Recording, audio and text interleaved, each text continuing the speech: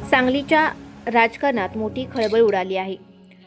काँग्रेसच्या स्थानिक पातळीवरील गटबाजीमुळे महापालिकेत 2 गट पडल्याची चर्चा रंगली आहे. काँग्रेसमधील एका नाराज गटाने थेट भारतीय जनता पार्टीशी संपर्क केल्याची माहिती सूत्रांकडून मिळत आहे.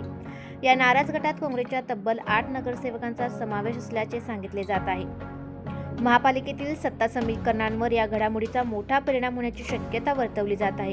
नाराज गटाने पक्षश्रेष्ठींकडे काही मागण्या केल्याचे समजते, मात्र त्या मागण्यांकडे दुर्लक्ष झाल्याने त्यांनी पर्याय म्हणून भाजपची संपर्क साधल्याची चर्चा. या 8 नगरसेवकांनी भाजपला पाठिंबा दिल्यास महापालिकेतील सत्तेचे चित्र पूर्णपणे बदलू शकते.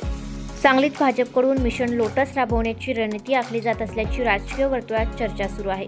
राज्यातील इतर ठिकाणी जसे पक्षांतराचे प्रयोग झाले त्याच धर्तीवर सांगलीत ही हालचाली सुरू असल्याचे संकेत मिळत आहेत.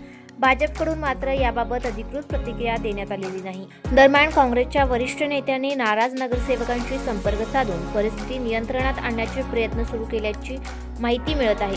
मात्र राजकीय अनिश्चितता कायम असून सांगलीच्या राजकारणात पुढील काही दिवसात मोठी उलथापालथ होण्याची चिन्हे दिसत आहेत.